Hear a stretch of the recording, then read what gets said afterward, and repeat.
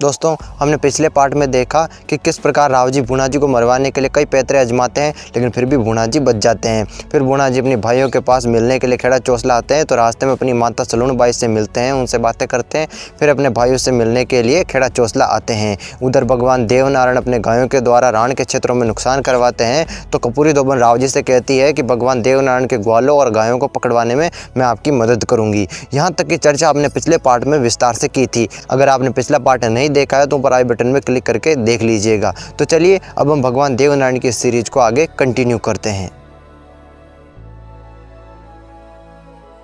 अब कपूरी दोबन सारे धोबियों की फौज लेकर गुदलिया तालाब पर आती है और धोबियों से कहती है कि अगर भगवान देवनारायण की गायें पानी पीने के लिए आए तो उनको पानी मत पीने देना और ग्वालों को पकड़कर मेरे सामने हाजिर करना। इतना कहकर कपूरी दोबन तंबू में विश्राम करने के लिए चली जाती है। उधर ग्वाले गायों को चराते हुए शिखरनी के जंगलों में आते हैं और मंगरे पर चढ़कर देखते हैं कि गुदलिया तालाब पर बहुत भीड़ भाड़ हो रही है और कपड़े धोने की आवाज़ें आ रही है।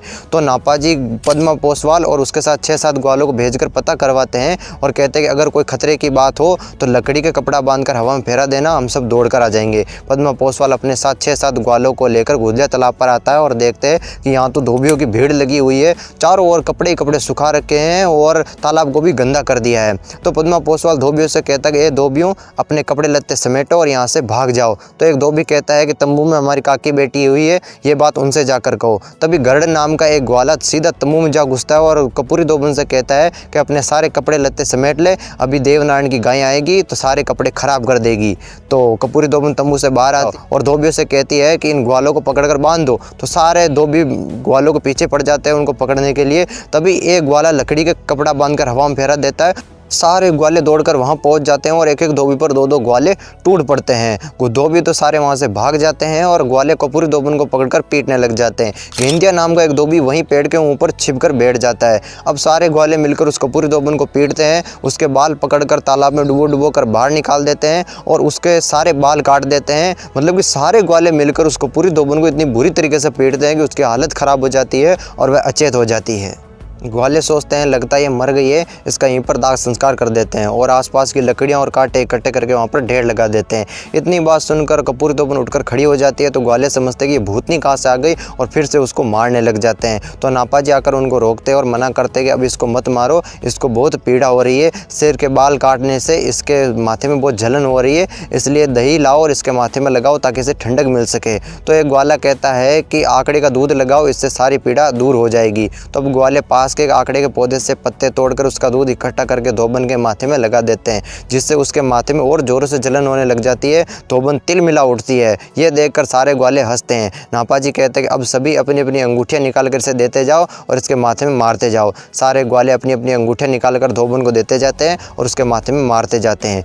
कपूरी दोबन के पास अंगूठियों का ढेर लग जाता है। वह उन अंगूठियों को अंगुलियों में पहनकर वापस गांव की ओर लौटती है और रानी जी के महलों में जाने से पहले पड़ोसन के एक बच्चे को गोद में उठाकर उन्हें साथ लेकर रानी जी के महलों में आती है। तो रानी कहती है कि काकी जी राम राम। तो कपूरी दोबन कहती है कि जीवती रहो, मेरे साथ जो हुआ वह सबके साथ हुए। तो रानी कहती है कि आपके साथ ऐसा क्या हुआ। तो कपूरी दोबन कहती है कि गुदलिया तालाब पर छप्पन या भेरू प्रकट हुए हैं, उन्होंने मुझे बच्चा दिया है। मैं लकड़ी लेकर वहाँ पर बैठती हूँ और देवनारायण के ग्वालों को पीटती हूँ, तो वह सब मुझे अंगूठियाँ देते हैं, इसीलिए मेरे पास इतनी सारी अंगूठियाँ हैं। तो रानी को विश्वास हो जाता है और वह कपूरी दोबन से कहती है कि क्या भेरू जी मेरी भी गोद भर देंगे, मेरे पास भी बेटा नहीं है, एक भूणा को बेटा बनाया था सो वो भी चला गया। तो कपूरी दोबन कहती है कि अगर तुम भेरू जी की जात जिमाओ तो वह तुम्हारी गोद जरूर भरेंगे।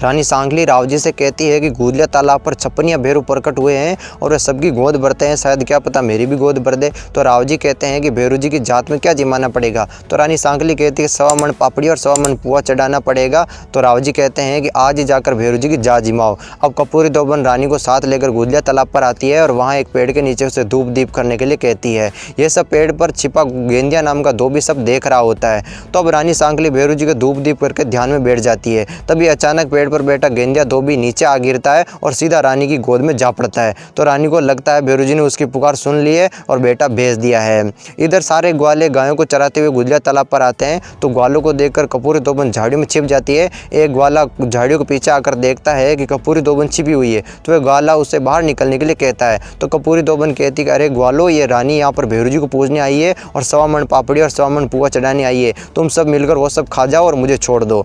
तो वह कपूरी दोबन के कहे अनुसार वह ग्वाला वहाँ पर आता है और रानी के समक्ष भेरू जी बनकर बैठ जाता है। तो रानी को लगता है कि साक्षात भेरू जी प्रकट हुए हैं और उनके चरण स्पर्श करती है। अब रानी सांकली कपूरी दोबन के कहे अनुसार हाथ में लकड़ी लेकर ग्वालों को पीटने के लिए दौड़ती है।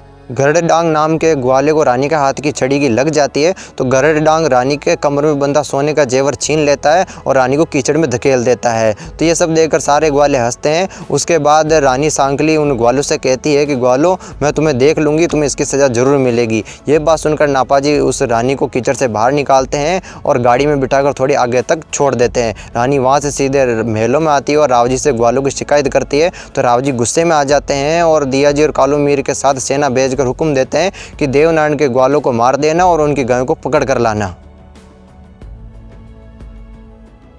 दिया जी और कालू मीर अपनी अपनी सेना लेकर गुदलिया तालाब पर आते हैं जहां भगवान देवनारायण की गायें पानी पीने के लिए आती है। तो दिया जी गायों को पानी पिए बगैर ही उन्हें घेर कर साथ ले जाने लगते हैं। तभी सामने से नापाजी आकर विनती करते हैं और कहते हैं कि दिया जी, आप तो हिंदू हो, हिंदू धर्म की लाज रखो, आप गायों को पानी पीने दो, गायें पानी पी लेगी तो उसके बाद घेर कर अपने साथ ले जाना। लेकिन कालू मीर गायों को पानी पिए बगैर उन्हें घेर कर साथ ले चलने के लिए कहता है और कहता है कि गायें पानी पीने के बाद हमारे हाथ नहीं आएगी, इसलिए इनको अभी साथ ले चलते हैं। फिर नापाजी विनती करते हैं कि गायें बहुत प्यासी है, राण तक नहीं जा पाएगी, रास्ते में प्यास से मर जाएगी। तो दिया जी नापाजी की बात मान लेते हैं और गायों को पानी पीने देते हैं। तो नापाजी कहते हैं कि दिया जी, गायें पानी पीती है तब तक आप घोड़े से नीचे उतर जाइए। तो अब दिया जी घोड़े से नीचे उतर जाते हैं और अपने तीर कमान नीचे रख देते हैं। तभी नापाजी उनके तीर कमान को उठा लेते हैं और दिया जी पर निशाना साध कर कहते हैं कि दिया जी, अपने माथे का टोप हमारे हवाले कर दो। तो इतने में सारे ग्वाले वहाँ पर आ जाते हैं और नापाजी कहते हैं कि पहले इन सब के जितने भी घोड़े हैं उनको ख़त्म कर दो। तो सारे ग्वाले मंगरे पर चढ़कर दिया जी और कालू मीर की सेना में जितने भी घोड़े होते हैं उन सब पर तीर चला देते हैं और सारे घोड़ों को ख़त्म कर देते हैं। उसके बाद सारे ग्वाले गायों को पानी पिलाकर उन्हें साथ लेकर वापस गोठा आ जाते हैं। दिया जी और कालू मीर घोड़े की जीण अपने अपने सिर पर लाद कर वापस राव जी के पास आते हैं। तो राव जी समझ जाते हैं कि इन्होंने घोड़े को खो दिया है और उनसे कहते हैं कि तुमने सारे घोड़े गंवा दिए और अब खाली हाथ वापस आए हो। तभी एक भील बोल देता है कि हमने तो सिर्फ घोड़े गंवाए थे, आपने तो अपनी रानी ही गंवा दी थी। ये बात सुनकर राव जी को गुस्सा आ जाता है और अपने साथ 1 लाख की फौज और सारे उमराव को साथ लेकर गोठा की ओर चल पड़ते हैं और हियाला की खाल में आकर फौजों को रोकते हैं। अगले दिन सुबह नापाजी सोकर उठते हैं और सोचते हैं कि आज तो राव जी की सेना आएगी और गायों को घेर कर ले जाएगी और कहीं हमें भी मार दिया तो। ये बात सोचकर नापाजी वहीं गौशाला के बाहर दरवाजे पर बैठ जाते हैं। इतने में भूना जी वहाँ पर आते हैं और कहते हैं कि क्या बात है नापाजी, सूरज सिर पर चढ़ गया और आपने गायों को अभी तक नहीं आका। थोड़ी देर बाद सारे भाई वहाँ पर आ जाते हैं और कहते हैं कि नापाजी क्या बात है, आज गायों को चराने के लिए जंगल में नहीं गए। लेकिन भगवान देवनारायण सारी बात समझ जाते हैं कि राव जी हियाला की खाल में फौजों को लेकर डटे हुए हैं। तो भगवान देवनारायण नापाजी से कहते हैं कि क्या बात है नापाजी, आज आपने गायों को उछेरा नहीं। तो नापाजी कहते हैं कि गायें उछर ही नहीं रही है, मैं क्या करूं। तो भगवान देवनारायण को सभी गायों में से सुरभि नाम की, जिसे सुरा गौ माता भी कहते हैं, वो अधिक प्रिय थी। भगवान देवनारायण सुबह उठते ही सबसे पहले सुरभि गौ माता के दर्शन करते थे। तो भगवान देवनारायण सुरभि गौ माता से कहते हैं कि माता जल्दी उछरो और राता कोट में जा घुसो, आप नहीं उछरोगी तो मैं अपने काका पापा से का बेर कैसे लूँगा। तो भगवान देवनारायण विनती करते हैं कि माता आपके साथ के बगैर हमारी लीला अधूरी है, इसलिए आप राता कोट में जाओ, मैं भी आपके पीछे पीछे आ रहा हूँ, अपने काका बाबा सा का बेर लेकर वहाँ से आपको वापस सही सलामत छुड़ा कर लाऊंगा। ये बात सुनकर गौमाता कहती है कि आप छोचू पाठ से कहो, वही उछरेंगे। तो भगवान देवनारायण छोचू पाठ से कहते हैं कि भाट जी आप भद्रावणी गाओ। तो छोचू पाठ भद्रावणी गाता है और ढोल भी बजाता है। तब फिर गाय जंगल में चरने के लिए जाती है और उनके साथ नापाजी और 1444 ग्वाले भी गुदलिया तालाब पर आते हैं। सभी ग्वाले और नापाजी अब गुदलिया तालाब पर आते हैं और देखते हैं कि राव जी की फौजें खड़ी हुई है। राव जी के सैनिक ग्वालों और गायों को चारों ओर से घेर लेते हैं। कालू मीर गायों को घेर कर कहता है कि राव जी हम गायों को घेर कर साथ ले चलते हैं, इन ग्वालों को बेकार में ले जाकर क्या खिलाएंगे, इन सबको यहीं पर छोड़ देते हैं। लेकिन दिया जी कहते हैं कि सरकार बाकी सब ग्वालों को तो छोड़ देते हैं लेकिन इस नापा को जरूर सजा देंगे, इसने हमको बहुत परेशान किया है। तो नापा जी राव जी से कहते हैं कि इतनी बड़ी सेना लेकर आए थे गायों को घेरने के लिए, लेकिन इनके मालिक के बारे में जानते हो कि वे कौन है। तो अब ग्वाले कहते हैं कि नापा जी आप हुक्म करो, अब इस सेना को पीछे हटा देते हैं। तो क्या अब राव जी की सेना ग्वालों से मुकाबला कर पाएगी या नहीं? क्या अब राव जी गायों को घेर कर ले जा पाएंगे या नहीं? क्या भगवान देवनारायण कोई चमत्कार करेंगे? जानेंगे अगले पार्ट में, तो आप अगला पार्ट देखना मत भूलिएगा। इस पार्ट में बस इतना ही। अगर आपको ये भगवान देवनारायण सीरीज पसंद आई हो तो इसे अपने मित्रों में और परिवारजनों में भी जरूर से साझा कीजिएगा। और अगर आपने अभी तक पिछले पार्ट नहीं देखे तो डिस्क्रिप्शन बॉक्स में लिंक अवेलेबल रहती है, तो जल्दी से जा करके देख लीजिएगा। तो चलिए मिलते हैं अगले पार्ट में, तब तक के लिए राधे राधे, जय श्री कृष्ण।